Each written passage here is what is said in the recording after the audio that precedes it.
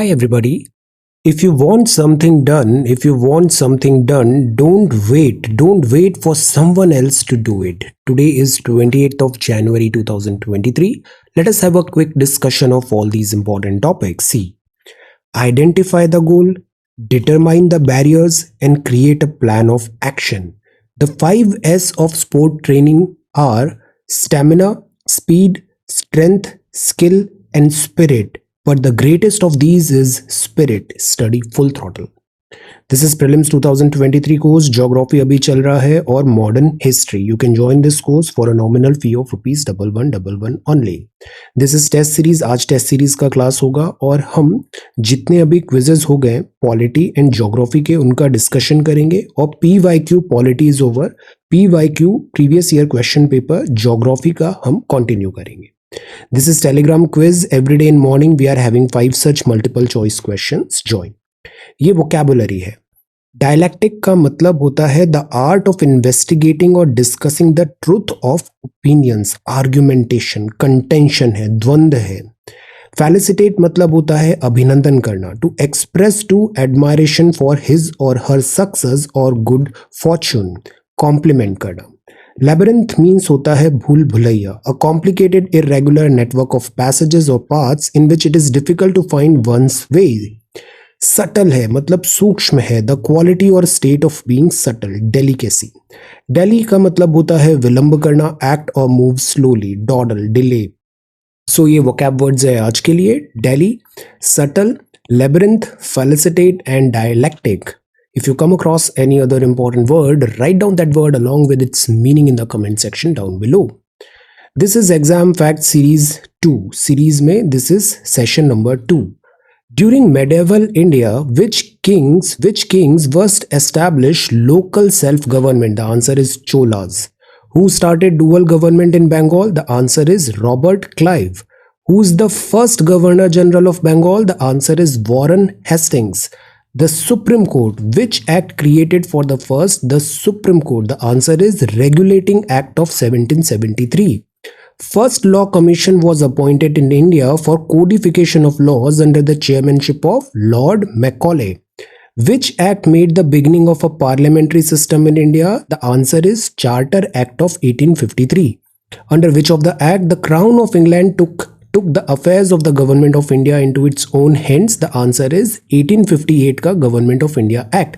ये जो एक्ट हुआ था ना, ये 1857 का दिस जो फ्रीडम स्ट्रगल था उसके बाद 1857 की क्रांति के बाद ये 1858 एक्ट आया था.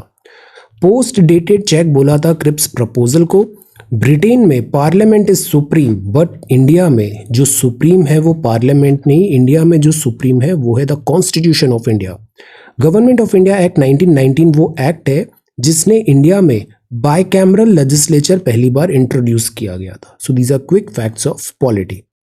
ये सी सेट है, एवरीडे बेसिस में you have to solve 2 questions. So this is question number 1, this is question number 2. This is social media update. So आज हम जानते हैं लाला लाजपत राय जी के बारे में. लाल, बाल और पाल.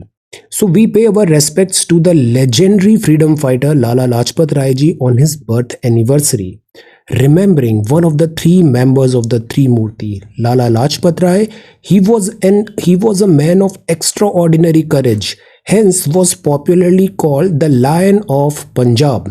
His contributions to the fight against colonial rule were instrumental in India's independence. तो आप legendary freedom fighter है इंडिया के, आपका नाम है लाला लाजपत राय जी. पद्म अवार्ड्स का सीरीज कंटिन्यू करते हैं और जानते हैं पद्म अवार्डीज के बारे में. आप हैं हेमचंद्र गोस्वामी जी. आप डेकोरेटर हैं. Sattriya mask maker. Sattriya important dance form है. Sattriya mask maker.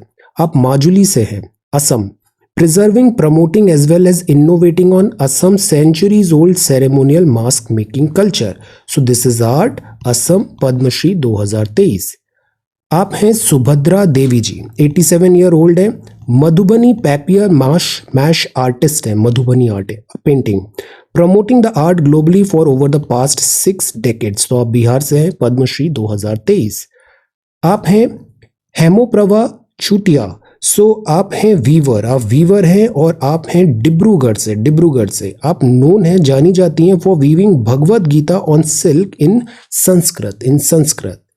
देन आप हैं गुलाम मोहम्मद जाज, आप 80 साल के हैं और संतूर क्राफ्ट्समैन है, santoor musical instrument, santoor craftsman from Srinagar है, carrying on 8 generation family tradition of hand making the finest stringed instrument. तो ये जो इंस्ट्रूमेंट्स होते हैं संतूर होते हैं, ये स्ट्रिंग्ड होते हैं, स्ट्रिंग्ड। ऐसे आप बता सकते हो परकशन इंस्ट्रूमेंट्स क्या होते हैं, परकशन इंस्ट्रूमेंट्स क्या होते हैं, विंड इंस्ट्रूमेंट्स क्या होते हैं, these are different types of instruments. तो दिस इज स्ट्रिंग्ड, ये तार स्ट्रिंग्ड इंस्ट्रूमेंट्स कहलाते हैं। आप हैं जोधैया बाई बाइगा, आप रिनाउंड बाइगा पेंटर हैं, Umaria, depicting her traditional tribal culture through her paintings, और you coming from very humble beginning. तो आप आर्टिस्ट हैं, मध्य प्रदेश, रिनाउंड पद्मश्री 2023। देन आप हैं उषा बारले जी, आप पंडावनी फोक सिंगर हैं from Durg, performing nationally and internationally, art Chhattisgarh Padma Shri 2023। So ये जो हैं ये फेमस पद्मश्री, जो अभी पद्मश्री अवार्डी है। ओके, इस सीरीज को आगे कंटिन्यू करेंगे, वन बाय वन हम सारे पद्मश्री अवार्डीज के बारे में जानने वाले हैं, यहाँ पे पद्म अवार्डीज के बारे में। ओके, नाउ आज आंसर राइटिंग नहीं है बट हम डिस्कशन करेंगे towards the end of video previous submissions का। Let us have a look at the Hindu newspaper. So this is the Hindu, Saturday, January 28th, Delhi edition. See, first जो news है, this news is about India sends notice to Pakistan to amend 1960 Indus Pact. तो India ने पाकिस्तान को एक notice भेजा है 1960 का, जो इंडस रिवर वाटर ट्रीटी है उसको रिव्यू, उसको अमेंड करने के लिए। Islamabad approaches Court of Arbitration in The Hague, raising concern over 2 hydropower projects in Jammu and Kashmir. और इंडियन ऑफिशियल्स ने कहा it goes against the pre existing channel of dispute resolution. तो पाकिस्तान का ये जो एक्शन है दिस इज रॉन्ग।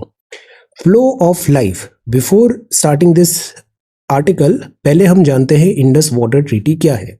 तो सी, ये जम्मू एंड कश्मीर है और ये जो पूरा एरिया है यहाँ बहुत सारी रिवर्स है। प्राइमरली ये जो रिवर है इंडस रिवर यहाँ की सबसे मेन रिवर है। Indus river is the main river.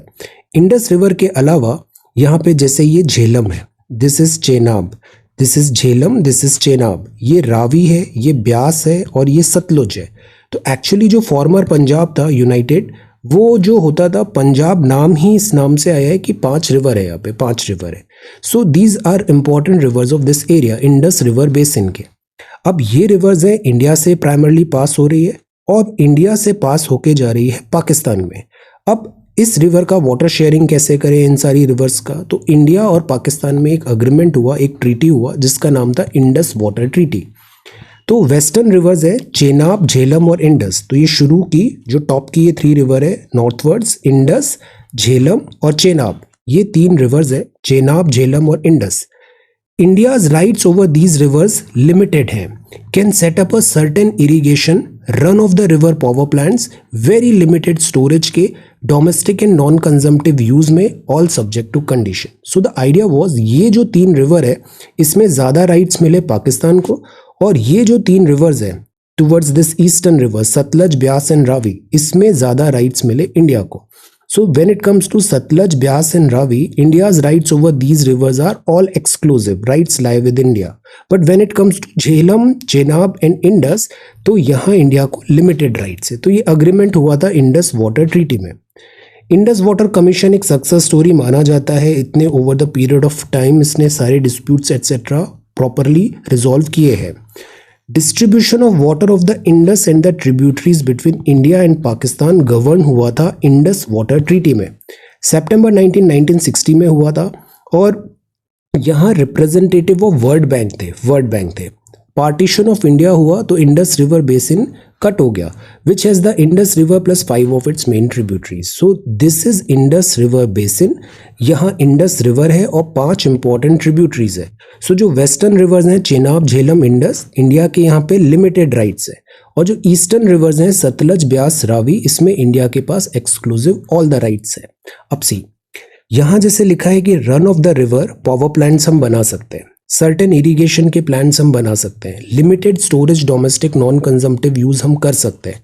So eight times जैसे हम किशन गंगा नीलम रिवर पे कोई प्रोजेक्ट बना रहे हैं तो पाकिस्तान की तरफ से ऑब्जेक्शन आ जाता है, तो which is at times is completely misplaced. तो ये इंडस वाटर ट्रीटी है।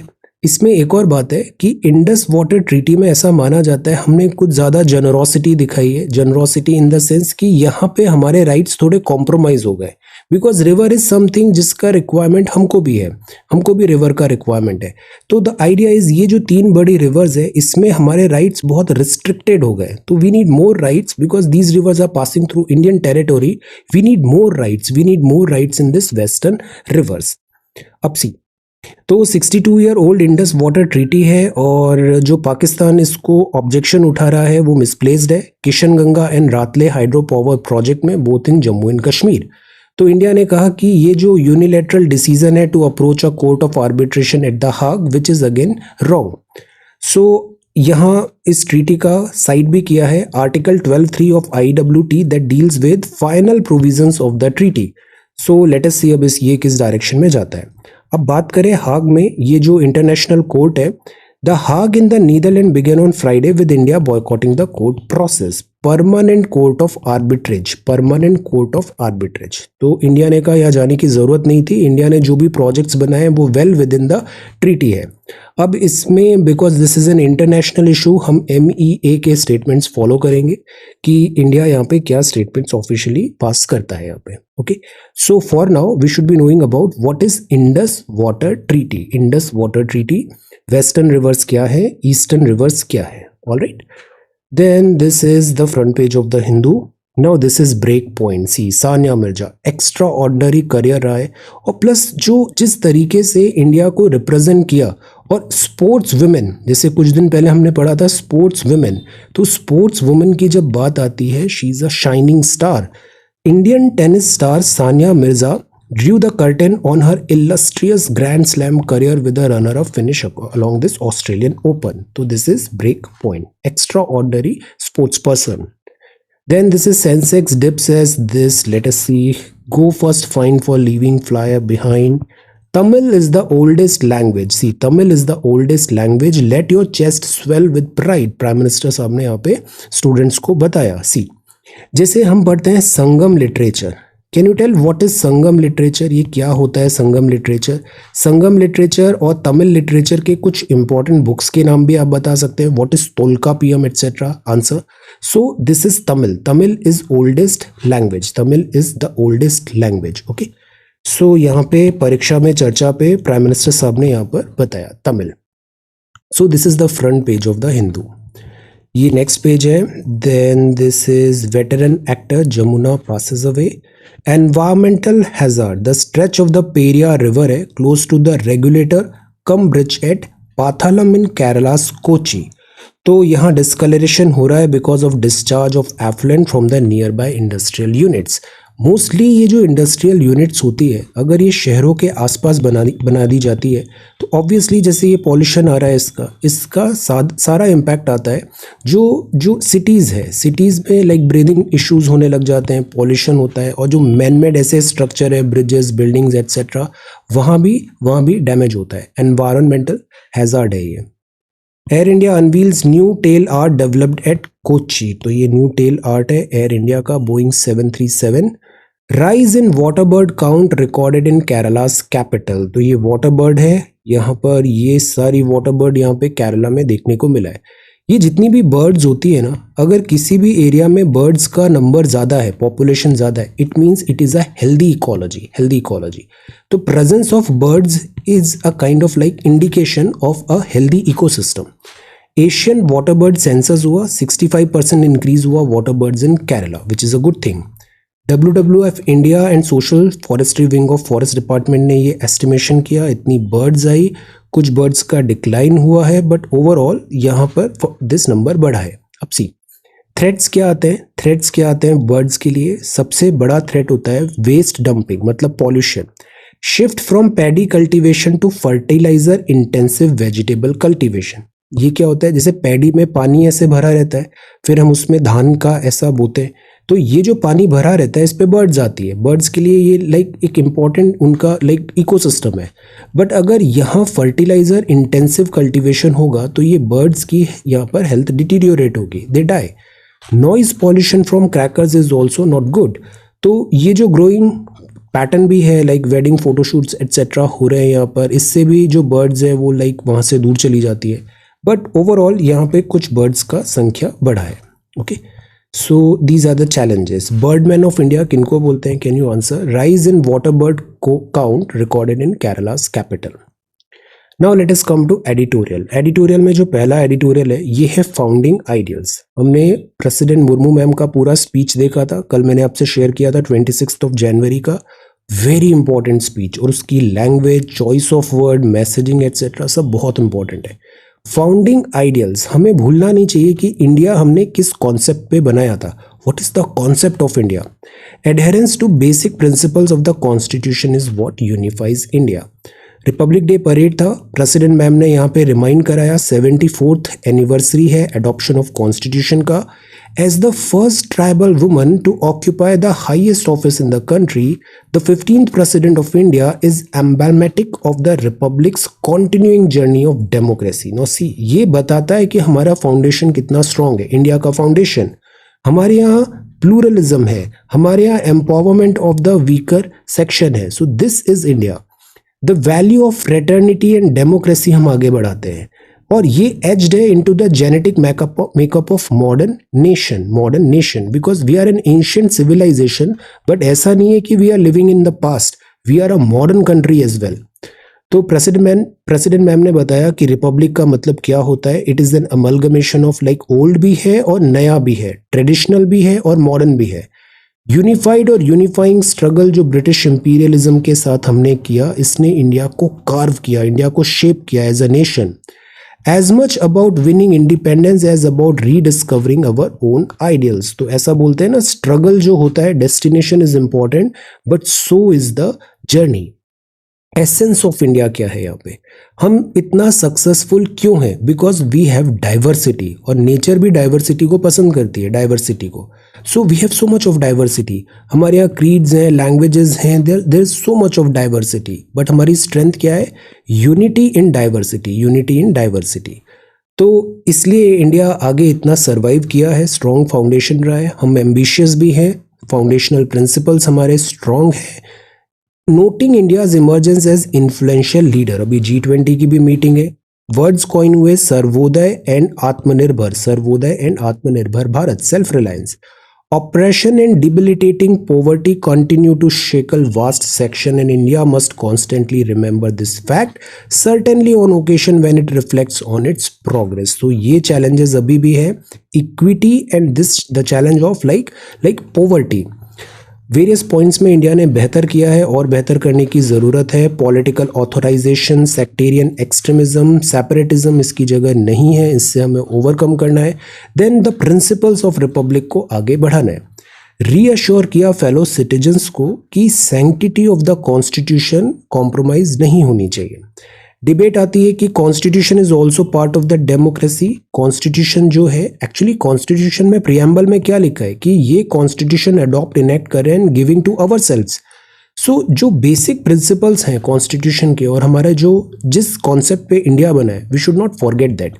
74th ईयर है हमारा, 74th ईयर है कॉन्स्टिट्यूशन एडॉप्शन का। So we are going great, और ये हमें कंटिन्यू करना है।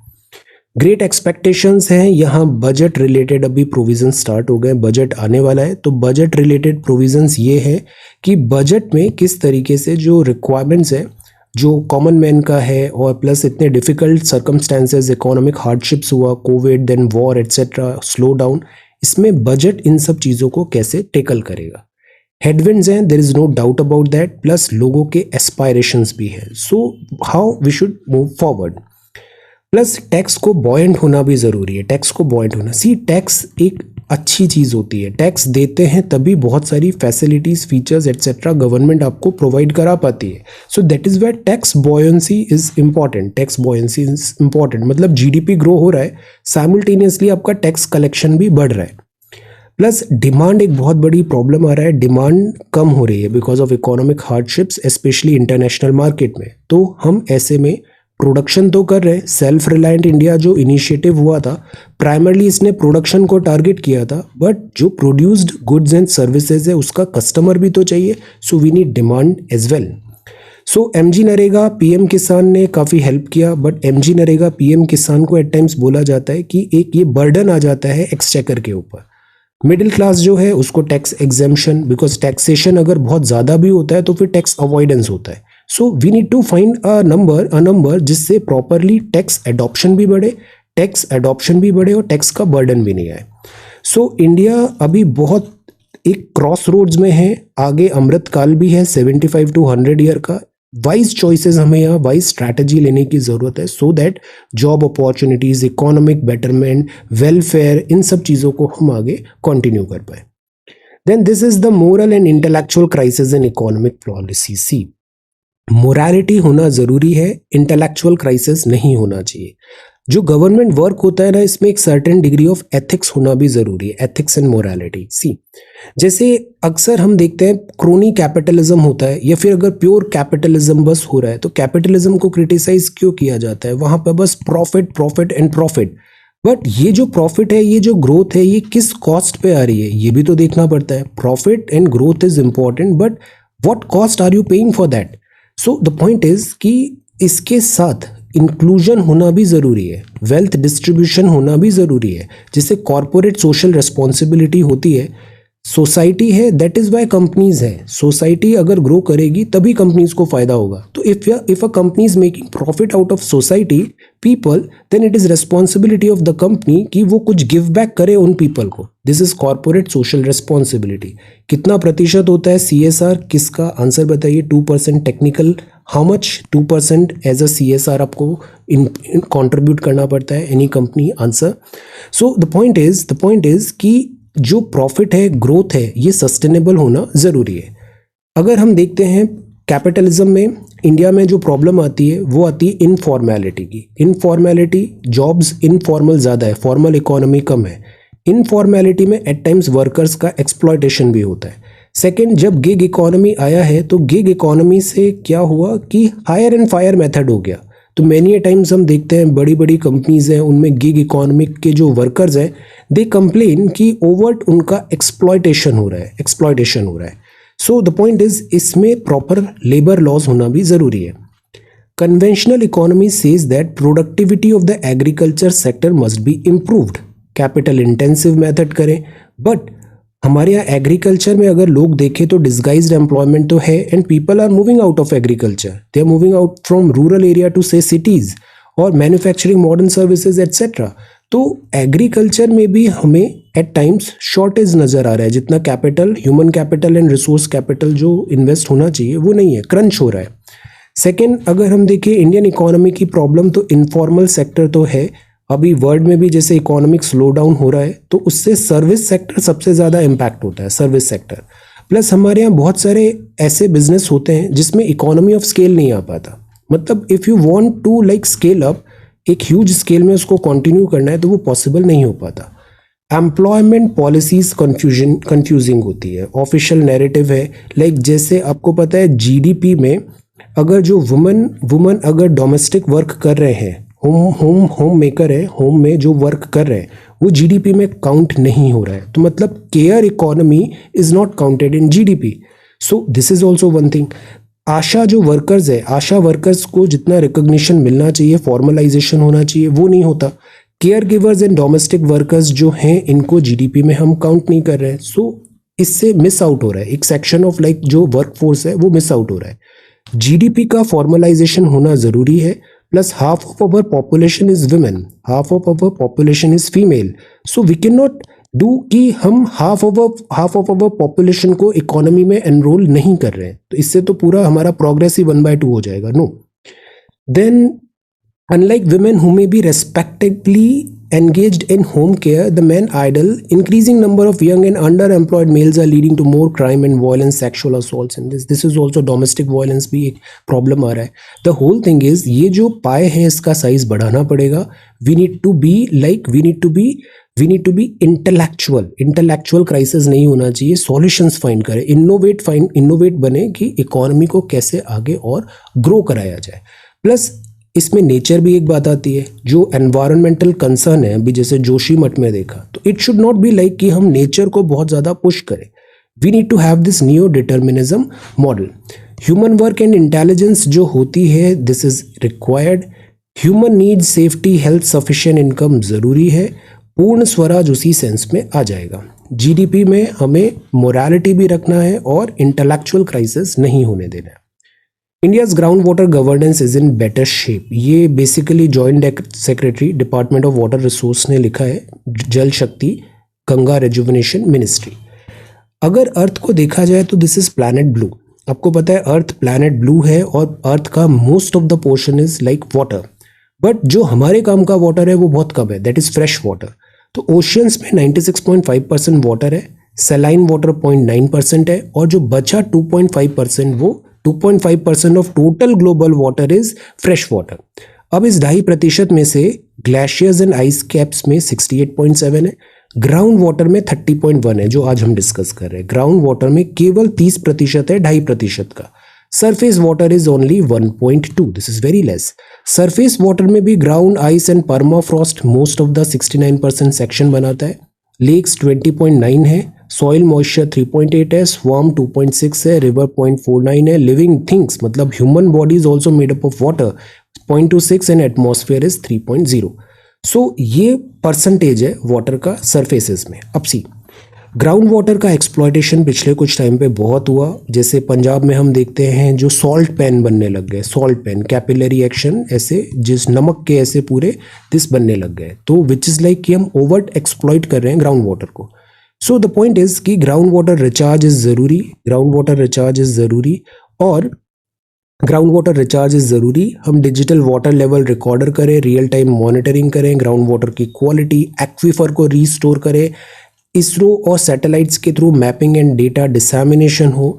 इससे क्या होगा, ग्राउंड वाटर जो है उसका हमें प्रॉपर रियल टाइम मॉनिटरिंग होगा और उसको हम बेटर यूटिलाइज कर पाएंगे. Because this water is not a infinite source, water is a finite source. So we can not just like कि हम एक्सप्लॉइट ही कर रहे हैं. तो वर्ल्ड वाटर डे 2022 में ground water making the invisible visible की बात थी कि ग्राउंड वाटर का दिस एक्सप्लॉयटेशन ज़्यादा नहीं करना है. जल शक्ति मिनिस्ट्री भी यही बोलती है. Ministry of water resource, river development and Ganga rejuvenation, drinking water sanitation का जल जीवन भी एक है जिसमें टैप्ड वाटर हर घर में प्रोवाइड करने की बात है. प्लस ऐसे बहुत सारे कैंपेन्स आते हैं जैसे कैच द रेन कैंपेन है. एवरी ड्रॉप ऑफ वाटर को कंजर्व करना ज़रूरी है. अटल भूजल योजना है, national project on aquifer management है. इन सब का पर्पज़ क्या है, वाटर कंजर्वेशन. फिर इसमें कुछ जगह हमें सक्सेस स्टोरी भी मिला है, कुछ रीजन में हमने एक्वीफर्स को रीस्टोर भी किया है. But the point is this is not sufficient, हमें इसमें और एफर्ट्स डालने की ज़रूरत है. प्लस जैसे रूफ टॉप है ना, रूफ टॉप वाटर हार्वेस्टिंग की बात करते हैं. रूफ पे water harvesting everywhere every house hold में हमें ये प्रोविजंस लाएं कि वाटर आ रहा है, उस वाटर को हम वापस ग्राउंड वाटर रिचार्ज में लगाएं, बोरवेल एट्सेट्रा में. इससे सेविंग्स होगी. वाटर वेस्टेज भी नहीं करें. एक ग्रे वाटर होता है. देन अर्बन इंडस्ट्रियल जो एरियाज हैं यहाँ पर भी वाटर का प्रॉपर यूटिलाइजेशन. तो the point is India ground water resource estimation system has also been developed. Ground water का एक्यूरेटली हम उसको आइडेंटिफाई करें, स्टोर करें. ओके फिर ओवर एक्सपोज कर रहे हैं तो विच इज़ नॉट गुड. 2020 में प्रॉपर पॉलिसी होने की ज़रूरत है. Ground water exploitation is not right. Accountability and sustainability is required और इसके लिए आता है Jal Jeevan mission. Safe drinking water to all household, rural urban में भी आएगा, ऑल हाउस होल्ड्स. ओके तो the point is ground water is very important और इसको सस्टेनेबली यूज़ करना बहुत ज़रूरी है. तो हमें एक तो यही याद रखना है, वेयर इज अर्थ्स वाटर. और ग्राउंड वाटर के ये दो स्कीम्स हैं जैसे भूजल योजना हो गया और जल जीवन मिशन हो गया और एक्वीफर मैनेजमेंट प्रोग्राम भी हो गया. Then boycott culture targeting film sends out a wrong message. तो अनुराग ठाकुर साहब, union information and broadcasting minister ने कहा है the boycott culture targeting certain films tends to corrupt the atmosphere at a time when India is keen to enhance its influence as soft power. Union information and broadcasting minister. तो it sends a wrong message that, ये Shanghai cooperation organisation में बताया। Okay, RBI and SEBI अभी active हो गए हैं stock markets में difficulty. और this is next page. 130 model villages proposed in areas along the eastern border. तो लेफ्टिनेंट जनरल राणा प्रताप कालिटा ने बताया कि जो बॉर्डर स्टेट्स है और जो बॉर्डर विलेजेस है उसमें हम ज़्यादा फोकस करें, बिकॉज चाइना की टैक्टिक्स हमने देखा है, वो बॉर्डर का जो पॉपुलेशन है, डेमोग्राफी है, उसको ऑल्टर करने की कोशिश कर रहा है। So we need to like better prepared when it comes to border areas. Cheetah project to be bring in 12 big cats from South Africa. This is cheetah. ये जो चीता है ना, ये एशियाटिक चीता नहीं है, ये अफ्रीकन चीता है, अफ्रीकन चीता। तो अफ्रीकन चीता क्या है? क्रिटिकली एंडेंजर्ड है। किस कैटेगरी में आता है? IUCN रेड लिस्ट के आंसर। और एशियाटिक चीता किस कैटेगरी में आता है? This also answer. This is seize and disease. Joshimath में प्रॉब्लम हो रहा है, जोशीमठ रेसिडेंट्स।